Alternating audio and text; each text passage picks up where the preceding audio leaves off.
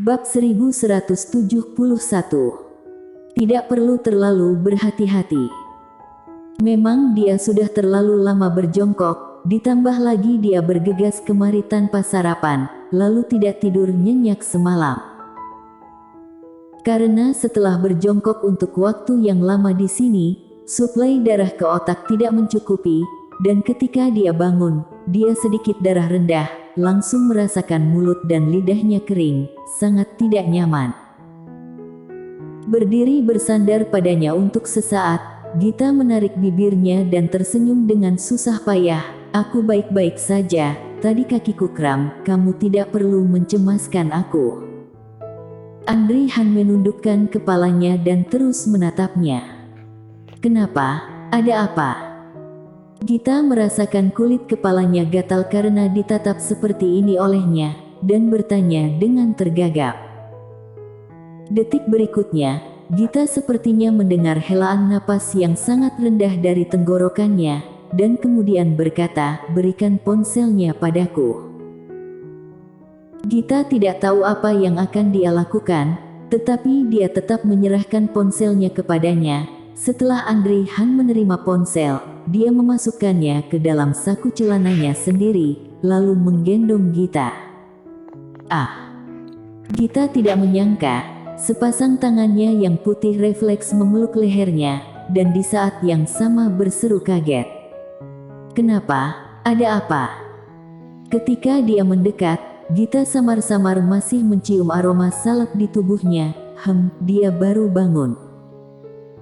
Jadi apakah dia menyikat giginya setelah membaca informasi, atau apakah dia melihat informasi itu setelah menggosok gigi? Seolah-olah dia mengerti apa yang Gita pikirkan di dalam hatinya, Andri Han menasihati, "Di masa depan, hubungi aku sebelum kamu datang atau aku bisa menjemputmu. Kamu berlari sendiri ke sini dengan ceroboh, bahkan tidak menelepon. Jika aku ada keperluan dan terlambat, mau berapa lama kamu menunggu di sini?" "Aku juga tidak akan, aku hanya menunggu beberapa menit saja." Pesan belasan menit yang lalu, kamu menganggapnya beberapa menit. Atau aku terlihat mudah dibohongi? Entah kenapa, Gita melihat wajah Andri Han menjadi gelap dan nadanya sangat serius. Gita menjadi sedikit panik. Semalam baru berkencan, hari ini sudah tidak gembira. Maaf, aku tidak akan seperti ini lagi di masa depan. Kamu jangan marah. Setelah mengatakannya, Gita buru-buru memeluk leher Andri Han dan membenamkan wajahnya di dekat lehernya. Suaranya sekecil nyamuk, "Aku hanya takut mengganggumu saja, karena aku berencana untuk datang kemari sore nanti. Tapi sekarang aku datang ke sini lebih awal, aku cemas kamu masih tidur, jadi. Tapi kamu jangan khawatir, di sini tidak terkena sinar matahari, tidak masalah aku menunggu selama belasan menit di sini." Gadis kecil itu menggosok lehernya lagi dengan lembut, dan hati Andri Han langsung melunak, dan sinar matanya melembut. "Lain kali langsung telpon jika kamu datang, karena telah menjadi sepasang kekasih, tidak perlu terlalu berhati-hati lagi." Setelah mengatakannya, Andri Han menggendongnya dan berjalan ke depan. Gita menyadari bahwa tempat ini sebenarnya tidak jauh dari vilanya. Hanya saja dia tidak tahu yang mana, jadi dia tidak berani langsung masuk. Dia merasa tidak nyata saat berada dalam pelukan Andri Han, dia mulai melayang lagi. Baru setelah Andri Han meletakkannya di atas sofa, Gita baru merasa sedikit nyata ketika dia menyentuh sofa. Tapi segera, Gita menyadari bahwa dia masih memakai sepatu, jadi dia dengan cepat melepas sepatunya, berdiri dan meletakkannya di rak pintu masuk. Ketika dia membungkuk, dia masih merasa sedikit pusing. Jika memungkinkan, dia akan seminim mungkin untuk bergadang, dan kemudian bangun pagi untuk sarapan dengan jadwal normal. Tidak disangka, dia selemah ini sekarang. Saat memikirkannya, terdengar suara Andri Han. "Kemari." Gita kembali tersadar, mengulurkan tangannya dan memukul pelan dahinya, berbalik dan berjalan. "Ayo sarapan bersama," kata Andri Han. "Gita, tidak perlu, aku sudah sarapan ketika kemari." Dia malu untuk mengatakan bahwa dia bahkan tidak sarapan untuk bertemu dengannya, dan tidak tidur nyenyak tadi malam. Itu pasti akan ditertawakan. Namun, kondisi fisiknya terlihat di atas wajahnya, dan tidak bisa disembunyikan sama sekali. Andri Han terdiam beberapa saat, dan mengubah caranya. "Karena kamu sudah makan, makanlah sedikit lagi untuk menemaniku. Gita, sepertinya boleh juga." Matanya berkedip, lalu mengangguk, berjalan di belakang Andri Han dan sarapan bersama. Andri Han yang membuat sarapan sendiri, Gita ingin membantu, tetapi dia dilarang memasuki dapur, jadi dia hanya bisa menunggu dengan patuh di meja makan, dan kemudian melihat sosok pria jangkung yang sibuk di dalam melalui pintu kaca dapur yang transparan. Andri Han mengenakan celemek, meskipun berwarna abu-abu, tapi tetap menambahkan banyak kembang api yang berbeda untuk pria ini. Gita langsung merasa dia sedikit lebih dekat dengannya. Mengenakan jas dan tinggal di kantor, membuat Gita merasa Andri Han sangat kuat, dan di saat yang sama membuatnya merasa terlalu jauh.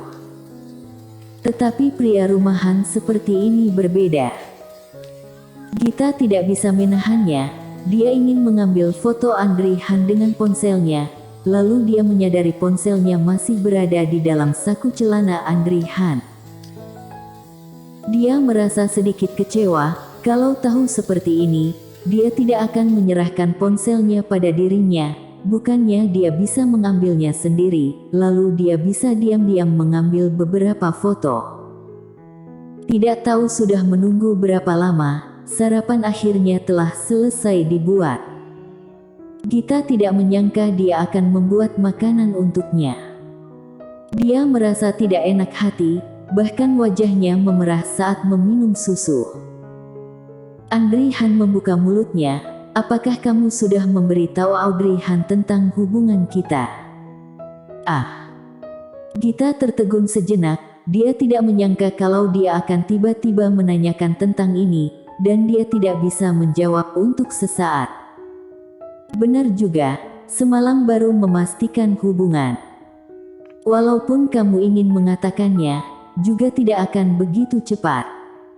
Mendengarnya, Gita tanpa sadar menggenggam cangkir di tangannya dengan erat, menggigit bibir bawahnya dengan ragu-ragu. Sebenarnya, dia tidak berpikir untuk memberitahu Audrey Han tentang hubungannya dengan Andri Han begitu awal. Bagaimanapun, dia masih tidak tahu apakah Andri Han bersamanya karena menyukai dirinya, mungkin sedikit menyukai. Tapi, juga tidak tahu mereka bisa bertahan berapa lama. Memikirkan hal ini, Gita berkata dengan pelan, Aku sedang berpikir untuk tidak memberitahu Audrey Han untuk sementara waktu." Tangan Andri Han berhenti, lalu menatap Gita. Gita menjelaskan dengan canggung, "Bagaimanapun Audrey adalah adik perempuanmu, dan juga adalah teman baikku. Dia selalu ingin kita bersama, memberitahunya sekarang akan membuatnya senang. Tapi, jika di masa depan..." Gita tidak mengucapkan kata-kata berikut dengan jelas, dia berhenti sejenak sebelum melanjutkannya. "Jika ada sesuatu di masa depan, aku khawatir dia akan sedih untuk kita." Andri Han mengerti apa yang dia maksud, dia memicingkan matanya, menatap Gita dan terdiam. Dengan mata tajam seperti itu, punggung Gita menegang. Gita menggigit bibirnya dan menyesap susu dengan bingung, tetapi karena dia terlalu gugup dan minum terlalu cepat, susunya langsung tumpah ke pakaiannya. "Ah!" seru Gita, langsung berdiri, dan tidak sengaja menyentuh jus yang ada di sebelahnya, oleh karena itu susu dan jus mengenai tubuhnya begitu saja. Maaf. Gita yang ketumpahan jus dan cucu menjadi berantakan. Dia kenapa melakukan hal bodoh seperti itu? Andri Han berjalan mendekat dan menyekanya dengan serbet, tetapi sudah terlambat. Susu membasahi t-shirt putihnya, dan kemeja yang sedikit basah menempel di tubuhnya, dan memperlihatkan garis tubuhnya yang cantik. Bersambung.